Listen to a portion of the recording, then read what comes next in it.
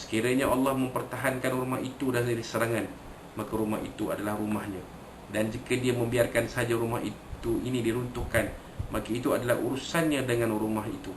Demi Allah, kami tidak ada daya mempertahankannya. Unatah berkata kepadanya, marilah bersamaku berjumpa dengannya. Lalu dia pergi bersama Hunatah. Apabila Abraha melihat Abdul Muttalib, dia terus memuliakannya. Abdul Muttalib adalah seorang lelaki yang bertubuh tegap dan menarik perawakannya. Abraha pun turun dari singgasananya lalu menjemput Abdul Muttalib duduk di atas hamparan permaidani dan bertanya kepada beliau tentang hajatnya. Abdul Muttalib menjawab, hajatku ialah supaya tuan hamba dapat mengembalikan semula 200 ekor unta yang telah dirampas daripadaku. Abraha terkejut seraya berkata, adakah kamu hanya menuntut 200 ekor unta yang dirampas daripada kamu dan membiarkan sebuah rumah yang melambangkan agama kamu dan agama datuk nenek kamu, sedangkan aku datang untuk meruntuhnya, tapi kamu tidak bercakap apa-apa tentangnya? Abdul Muttalib berkata, sesungguhnya aku hanya penjaga unta dan rumah itu ada penjaga yang akan menjaganya daripada tuan hamba. Abraha menjawab, sesungguhnya dia tidak dapat menghalangku. Abdul Muttalib berkata, terpulanglah pada tuan hamba. Tuan hamba bebas melakukan apa saja. Sebelum ini Abdul Muttalib dan pemuka Arab yang bersamanya telah menawarkan kepada Abraha 1/3 harta Tihamah, iaitu negeri yang berada di utara Mekah, supaya baginda menarik balik rancangan hendak merobohkan Baitullah. Tetapi tawaran itu ditolak Abraha. Abraha mengembalikan semula unta-unta Abdul Muttalib yang dirampas. Kemudian Abdul Muttalib kembali ke rumah dan datang semula ke pintu Baitullah bersama-sama dengan beberapa orang Quraisy, lalu terus berpegang pada besi penyelak pintu Kaabah sambil berdoa meminta pertolongan pada Allah supaya terselamat daripada ancaman Abraha dan tenteranya. Tentara Abraha terus mara ke arah Baitullah dan masuki kota Mekah. Bersama dengan gajah-gajah tersebut, seekor daripadanya bernama Mahmud. Apabila mereka hadapkan gajah-gajah tersebut ke arah Baitullah, gajah-gajah itu duduk dan tidak mau bergerak. Tapi apabila mereka menghala ke arah Yaman atau ke arah lain, gajah itu segera mengikut. Pada hari berikutnya, ketika Abdul Muttalib berdoa dan kemudian beliau berpaling yang melihat ke belakang, tiba-tiba dia melihat burung dari arah Yaman, ini dari arah laut. Lalu dia berkata, demi Allah, sesungguhnya ia adalah burung yang amat ganjil, tidak terdapat di Najd dan juga Tihamah. Setiap ekor burung membawa bersamanya batu-batu kecil di paruh dan di kaki. Dilontarnya batu-batu tersebut, sesiapa yang terkena akan binasa.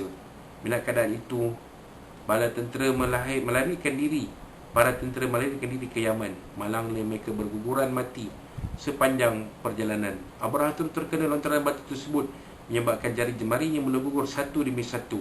Dagingnya jatuh berguguran. Bila sampai di Sana'a, beliau mati dalam keadaan yang amat dahsyat. Kekalahan ini memberi kesan yang amat besar dalam sejarah dan di kalangan masyarakat Arab. Mereka semakin mengagumi orang-orang Quraisy. Mereka berkata, orang-orang Quraisy adalah golongan yang dikasihi oleh Allah, di mana Allah berperang untuk mempertahankan mereka dan mereka juga diselamatkan daripada musuh. Antara itu bertambahlah penghormatan mereka kepada Baitullah. Mereka semakin meyakini keistimewaan di sisi Allah. Dengan peristiwa besar ini, ternyata Allah memuliakan rumah tersebut dan mengangkat martabatnya.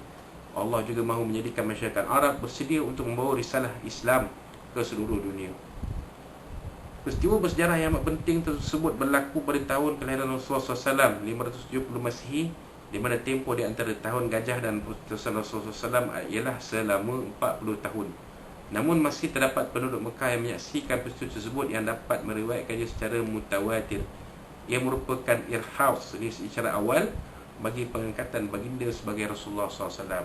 Ini dia tuan-tuan ya, sedikit sejarah ringkas tentera gajah ini yang saya telah ceritakan, telah bacakan pada tuan-tuan dan puan-puan agak panjang juga, jadi kalau kita urai lagi panjang lah. Jadi cerita-cerita ini pun semua kita sudah ketahui ya, dalam bila kita membicarakan tentang kisah-kisah para nabi dan rasul. Baik tuan-tuan, kemudian kita teruskan di mana biasa setelah selesai pengenalan ni, kita teruskan dengan perbincangan berkaitan dengan hukum hakam, tajwid dan terjemahan harfiah. Bismillahirrahmanirrahim. Alam tara kaifa qala rabbuka bi ashabil fil. Alam tara, mimati bertemu dengan huruf ta, hukum dia izhar syafawi, menyatakan bunyi mimati bertemu dengan huruf ta tanpa dengung. Alam tara, ra dibaca tebal kembali atas, ra tafkhim.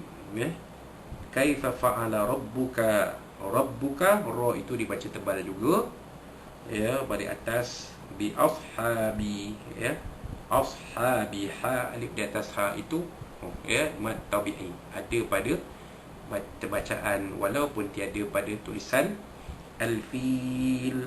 Alif lam, alif lam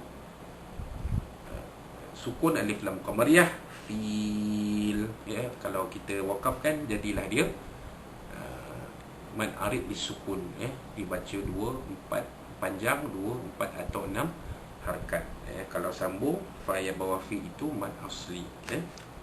Ayat yang kedua, alam yaj'al kaidahum fi tadlil. Alam yaj'al, mim mati bertemu dengan ya, juga izhar syafawi, ya, menyatakan mim mati bertemu dengan huruf ya. Yaj'al, ya, jim sukun itu di tengah kalimah dia dibaca qalqalah surah, ya, dilantu dengan bunyi sedikit saja. Yaj'al kaidahum fi, kaidahum fi, mim mati jumpa dengan fa, hukum dia izhar syafawi juga, ya. Mim mati itu dizahir, dinyatakan bunyinya bertemu huruf fa. Fi tadlil, fi fa ya bawah fi mad asli, tadlil sama juga macam sebelumnya, fil juga, iaitu bila kita wakafkan jadilah dia mad arid disukun, dibaca panjang 2, 4 atau 6 harakat. Kalau kita sambung, kita wasalkan, ya, lam ya bawah li mad asli, lil itu lam, lam 2 bawah lil ya, bertemu dengan huruf wa pada wa arsala ayat berikutnya, jadi dia idgham ma'al gunnah. Ayat yang ketiga, wa arsala alaihim tayran ababil. Wa arsala, arsala, ya, ra sukun itu dibaca tebal. Kenapa? Huruf sebelumnya hamzah itu baik atas. Arsala alaihim tayran, him tayran, mim mati jumpa dengan ta, izhar syafawi, ya, menyatakan mim mati bertemu huruf ta. Tayran, ran, ya, ra itu baik atas dibaca tebal, tartafkhim. Ran ababil, ra 2 di atas ran bertemu dengan hamzah pada ababil, ya, izhar halqi, ya, tanwin bertemu dengan hamzah, ya, jadi tanwin itu dinyatakan bunyinya tanpa dengung. Ran ababil, ababil balik di atas ba, ya, asli bil. Kalau wakaf jadi ma'arid disukun 2, 4 atau 6 harakat panjang bacaannya. Kalau kita wasal, baya bawah bi itu mad asli. Kemudian ayat keempat, tarmihim bihijaratin min sijil. Tarmihim, tarmihim, ya, ra sukun itu dibaca tebal kerana huruf sebelumnya huruf ta balik atas. Mihim, mimnya bawah mi mad asli. Him bihijarah, mim mati jumpa ba, apa hukumnya? Ikhfa syafawi, bunyikan bunyi mim mati yang bertemu dengan huruf ba. Tarmihim bihijarah, bihijarah, hijarah jami alif di atas ja mad asli. Ratim, ya, ya, ta 2 bawah tim bertemu dengan huruf mim, idgham ma'al gunnah, idgham ma'al gunnah, ya, memasukkan mi tanwin kalau huruf mim berserta dengung, ya, ma'al, idgham ma'al gunnah, idgham naqis, ya, tak sempurna, ya. Min sijil, nun mati jumpa dengan sin, hukumnya ikhfa haqiqi, menyembunyikan mim mati bertemu dengan huruf sin, ya. Sijil, kalau kita wakafkan jadilah ma'arid disukun, apa dia, baca panjang 2, 4, 6 harakat, 2, 4 atau 6, 2 atau 4 atau 6 harakat. Kalau kita sambung wasal, sijilin, sijilin, jimiyah bawah ji ma asli lin, tanwin alam 2 bawah lin itu bertemu dengan huruf fa pada faja'ala, jadi ikhfa haqiqi, ya. Ayat yang kelima, faja'alahum ka'asfin, ya, faja'alahum ka, hum ka, ya, mim mati jumpa kaf, ya, izhar syafawi, nyatakan mim mati bertemu huruf mukaf.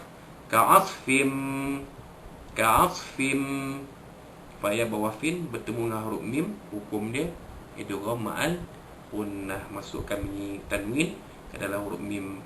Fim ma'kul. Ma'kul. Ya, kalau waqaf jadilah dia ma'arid lis sukun. Kita baca panjang 2, 4 atau 6 harakat. Wallahu alam. Itu adalah hukum makam tajwidnya. Bagaimana dengan terjemahan harfiah? Kita lihat terjemahan harfiah. Bismillahirrahmanirrahim. Alam tara kaifa fa'ala rabbuka bi ashabil fil. Adakah lam tidak tara kamu wahai Muhammad melihat kaifa bagaimana fa'ala telah diperbuat rabbuka Tuhanmu ini Allah SWT bi ashabi terhadap pemilik al-fil gajah yang ni yang nak meruntuhkan Kaabah. Ayat yang kedua, alam yaj'al kaidahum fi tadlil. Alam, adakah tidak yaj'al dia ini Allah Taala jadikan kaidahum tipu daya mereka ni Abraha dan tentera itu fi dalam ini keadaan tadlil sia-sia. Ayat yang ketiga, wa arsala alaihim tayran ababil, dan arsala dia ini Allah Taala mengirimkan alaihim ke atas mereka Abraha dan tentera itu tayran burung ababil, sejenis burung namanya ababil. Di sini diterjemahkan sebagai berduyun-duyun. Banyak burung tu beribu ekor. Jadi berduyun keadaan mereka. Tapi namanya dalam kitab tafsir disebut namanya ialah ababil. Burung itu namanya ababil. Ayat yang keempat, tarmihim, melempari mereka. Burung-burung tayran ini tarmihim, melempari mereka. Mereka itu tentera Abraha dan tentera-tenteranya itu. Tarmihim. Kenapa diguna fi'il muannas dan singular? Kerana burung-burung ini kalau disebutkan burung-burung ini dalam bahasa Arab disebut sebagai muannas. Bila banyaknya jadi muannas. Tuyur jadi muannas, jadi digunakan muannas dan singular. Bukan bermakna burung seekor tapi banyak ekor. Semua kaedah bahasa Arab ni begitu. Bihijaratin, dengan batu. Bihijaratin, dengan batu min dari sijil, tanah yang keras. Ada setengah-setengah kitab tafsir mengatakan sijil ini adalah salah satu nama neraka sijil. Batu-batu itu datang dari neraka sebenarnya. Pasal tu bila kena pada Abraha dan tenteranya, mati habis semua mereka. Ataupun mereka ni cedera parah dan akhirnya mati juga. Ada ayat yang kelima, faja'alahum, lalu ia Allah Ta'ala jadikan mereka ka'asfim, seperti daun kayu, ma'kul, yang dimakan ulat, yang dimakan ini ulat-ulat. Wallahu a'lam. Itu dia terjemahan harfiah. InsyaAllah. Jadi kita sambung selepas ini.